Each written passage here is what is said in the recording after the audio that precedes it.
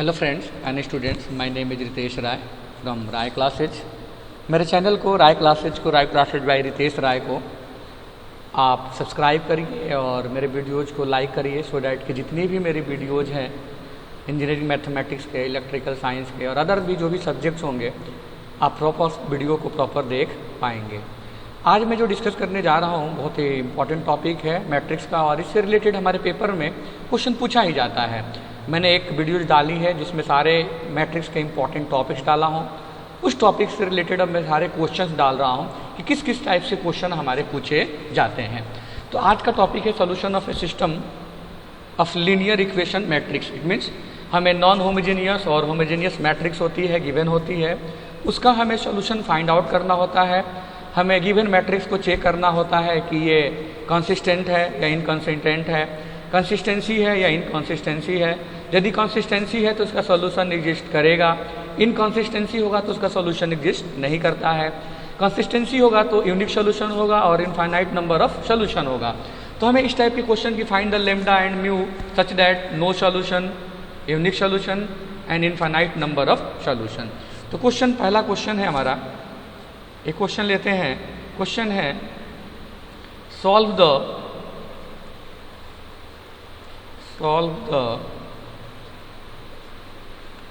System of equations. क्या equation दिया हमें? x plus 2y minus z equal to 3। फिर दिया हमें 3x minus y plus 2z equal to 1, sorry 3x minus y plus 2z equal to 1। फिर दिया हमें 2x minus 2y plus 3z equal to 2। उसके बाद दिया है x minus y plus z equal to minus 1। तो solve the system of equation का मतलब है कि पहले चेक करना है whether the system is consistency या इनकंसिस्टेंसी, मतलब कंसिस्टेंट है या इनकंसिस्टेंसी है, और यदि है तो उसकी वैल्यू आप क्या करिए, सॉल्व करिए। तो ये जो इक्वेशन है हमारी like this ax equal to b, मतलब नॉन होमोजेनियस है। यदि RHS में कोई फंक्शन है तो नॉन होमोजेनियस है। यदि a की बात करेंगे तो a मैट्रिक्स क्या हो जाएगी हमारी, a equal to a can be written as, पहला कोएफिशिएंट क्या है 1 2 माइनस 1, 1 2 माइनस 1, फिर 3 माइनस 1 2, फिर 2 माइनस 2 3, फिर 1 माइनस 1 1। सिमिलरली, और यदि फिर रैंक ऑफ ए की बात करें हम तो रैंक ऑफ ए क्या हो जाएगा आपका, नॉन जीरो रो कितने हैं आपके, और ये जो वैल्यू है हमारी इसकी जो डिटर्मिनेंट निकालेंगे हम तो ये हो जाएगा आपका नॉन जीरो रैंक कितनी हो जाएगी आपकी, नॉट इक्वल टू जीरो। जैसे आप बात करेंगे तो rank of A since minor 3, since minor 3 की बात करेंगे तो इसकी रैंक, जैसे इसकी मैं डिटर्मिनेंट निकालूँ मैं 1 2 माइनस 1 3 माइनस 1 2 2 माइनस 2 एंड 3, तो ये नॉट इक्वल टू जीरो होगा। ये डिटर्मिनेंट की वैल्यू जो होगी नॉट इक्वल टू जीरो। इसीलिए यदि रैंक ऑफ ए की बात करूँ मैं तो rank of A equal to how much, 3 हो गया। क्या हो गया हमारा, rank of A equal to 3। अब जो ऑगमेंट मैट्रिक्स होती है जिसको रैंक ऑफ सी भी बोलते हैं हम, जो combined of A and B, तो इसको यदि मैं लिखूंगा तो this can be written as 1 2 minus 1 3 minus 1 2 2 minus 2 3 1 minus 1, और b की वैल्यू लिखा जाए अब तो b क्या है, 3 1 2 माइनस 1। अब हमें करना क्या होता है कि यहाँ पे कोई वैल्यूज हो ये तीनों जीरो करना होता है, ट्रेंगुलर या इक्वलर फॉर्म बोलते हैं। इट मीन्स हमें R2 को क्या करना होगा, R2 को माइनस 3R1। सिमिलरली हमें R3 को क्या करना होगा, 2 में से 2 R3 माइनस 3R1, और R4 को करेंगे R4 माइनस R1। तो ये जो हमारी मैट्रिक्स हो जाएगी, अब मैट्रिक्स जो बनेगी हमारी जो मैट्रिक्स बनेगी अब क्या बनेगी, 1 2 -1 0 -7 5, ये हो जाएगा 0 -6 5, और ये हो जाएगा 0 -3 2, और dot dot dot dot dot, ये हो जाएगा 3 -8 -4 और -4। ओके, फिर अब क्या करेंगे हम, ये जो वैल्यू है कुछ भी हो, इसके नीचे क्या करेंगे हम, 0 करेंगे, है ना। ये वैल्यू को हम लोग क्या करेंगे, 0 करेंगे। तो हम करें क्या, अब हम जो इक्वेशन अप्लाई करें, है ना, हम इसको हम चेंज कर दें। जैसे ऑपरेटिंग लिख सकते हैं, operating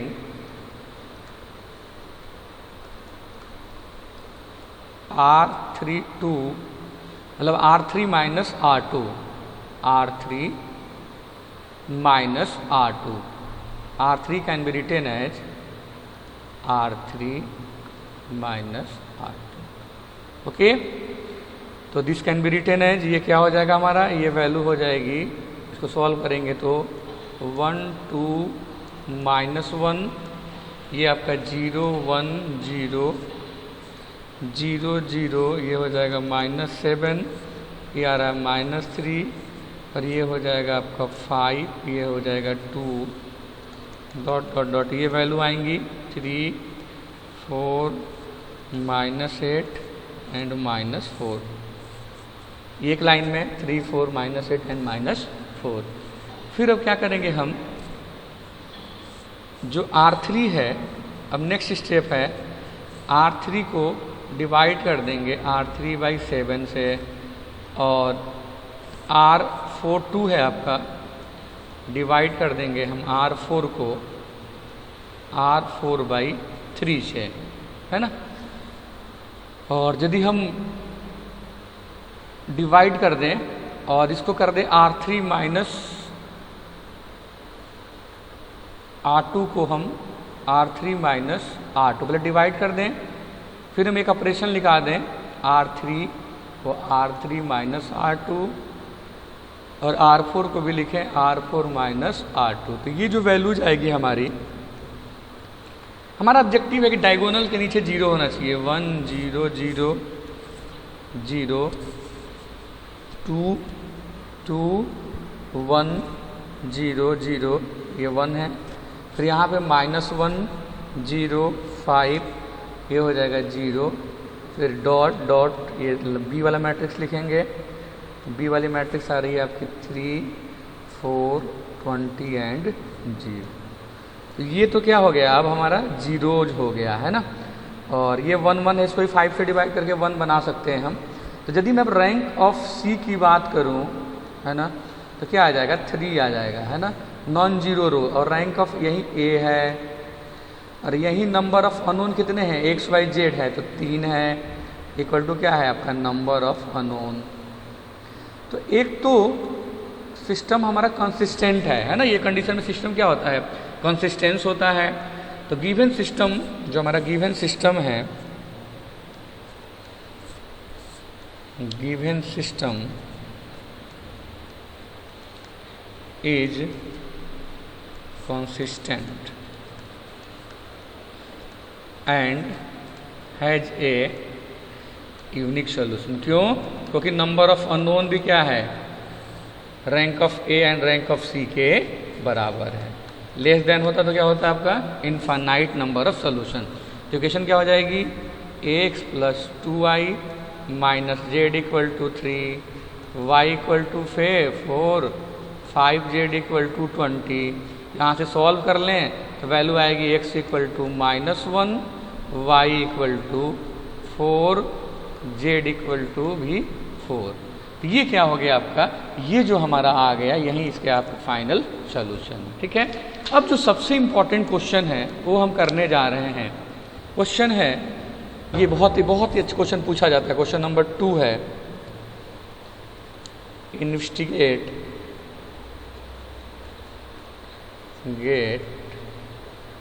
for what value of lambda and mu do the system of equations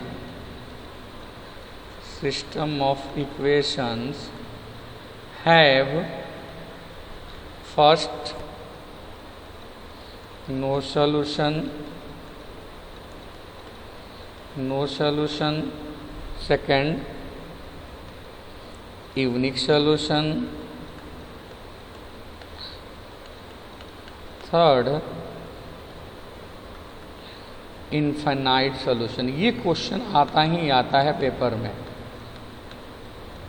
ये बहुत ही इम्पोर्टेंट हमारा क्वेश्चन है। ये जो क्वेश्चन है वेरी वेरी इम्पोर्टेंट है, ऐसा क्वेश्चन पेपर में आता ही आता है। तो हमें पहले क्या करना पड़ेगा, पहले तो हमें ए और बी आर्गुमेंट मैट्रिक्स बनाना पड़ेगा। तो सी मैट्रिक्स रैंक ऑफ सी, जिसको हम बोलेंगे आर्गुमेंटेड मैट्रिक्स बोलते हैं, आर्गुमेंटेड मैट्रिक्स। लिखते कैसे हैं इसको, ए डैश बी। तो ए के कोएफिशिएंट क्या है, 1 1 1 1 2 3 1 2 लैम्डा, ये हो गया 6, ये हो गया 10, ये हो गया म्यू, है ना। तो अब करना क्या है, यहाँ पे कोई भी वैल्यू है ये 0 बनाना है, ध्यान रखिएगा। तो इट मीन्स हमें क्या करना है, R2 को R2 minus R1, similarly R3 को R3 माइनस R1। तो ये जो वैल्यू आएगी क्या आ जाएगी, ये आ जाएगी 1 0 0, ये आएगा 1 1 1, ये आएगा 1 2 लैम्डा माइनस 1, ये आ जाएगा 6 4 म्यू माइनस 6।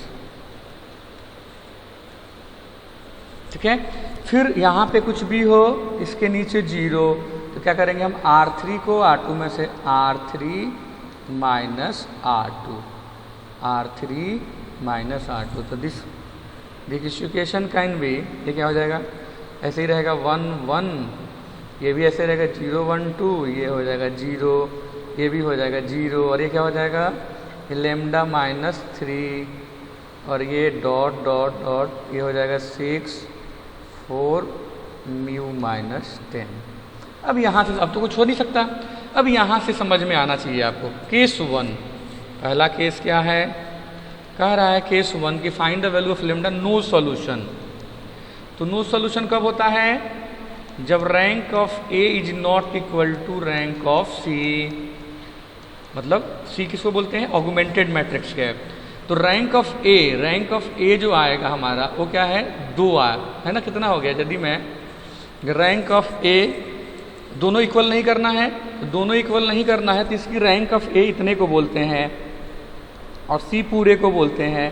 तो इसकी रैंक 2 कर दे, 2 तब होगा जब लैम्डा इक्वल टू क्या हो जाएगा, 3, है ना। और इसकी रैंक 3 कर दे, mu is not equal to 10। It means rank of A हम 2 करें और रैंक ऑफ सी, जिसको ऑगमेंटेड मैट्रिक्स बोलते हैं, rank of A and B, इसे 3 कर दे। तब कब होगा हमारा, जब हमारा होगा, जो वैल्यू होगी लैम्डा इक्वल टू क्या हो जाएगा 3 और mu is not equal to 10। तो पहला क्वेश्चन ये हो गया। केस 2 क्या चाहिए, हमें चाहिए यूनिक सॉल्यूशन। क्या चाहिए, यूनिक सॉल्यूशन। तो यूनिक सॉल्यूशन के लिए क्या केस होता है, यूनिक सॉल्यूशन के लिए होता है कि rank of A equal to होना चाहिए rank of C, equal to होना चाहिए नंबर ऑफ अननोन n। तो number of unknown x y z को बोलते हैं, कितने हैं, 3 है। तो 3 है तो रैंक भी 3 चाहिए, तब पॉसिबल है जब lambda is not equal to 3 और mu is not equal to 10। Case 3, अब क्या होगा भाई, infinite number of solution, infinite number of solution. मतलब क्या है कि जो नंबर ऑफ अननोन है वो ज़्यादा होना चाहिए, है ना।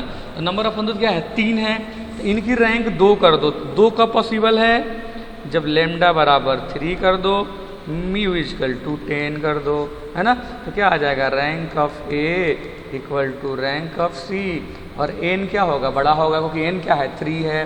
तो एक तरीका है, सिंपल सा तरीका है, क्या करो कि यदि आपसे पूछा जाए नो सॉल्यूशन, तो एक वैल्यू मान लो लेमडा इक्वल टू वैल्यू ले लो और म्यूज नॉट इक्वल टू कर दो, है ना। दूसरा पूछा जाए आपसे यूनिक सॉल्यूशन,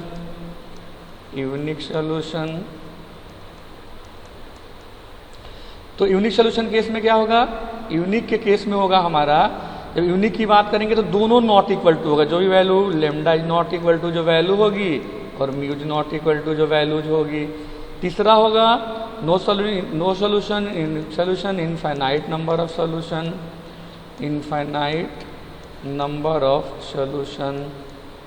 इसमें क्या होगा, इसमें दोनों इक्वल टू होगा, लेमडा इक्वल टू भी ले लो और म्यू इक्वल टू भी जो वैल्यूज ले लो। This is the summary of the given question, है ना। इस टाइप के पेपर में क्वेश्चन हमारे आते ही आते हैं और इस तरीके से हम पेपर के क्वेश्चन को सॉल्व कर लेंगे। मेरे चैनल को राय क्लास को जो लाइक एंड सब्सक्राइब करिए, सो डैट कि आप प्रॉपर वीडियोज मेरे देख सके। ओके।